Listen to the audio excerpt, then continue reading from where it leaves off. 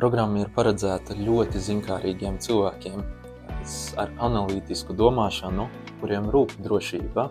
Jaunietis iemācīsies kiberdrošības programmā tādas spējas, kādas konfigurēt dažādus datortīklus, analizēt incidentus, konfigurēt drošību sistēmās, nodrošināt to pašu drošību aplikācijās.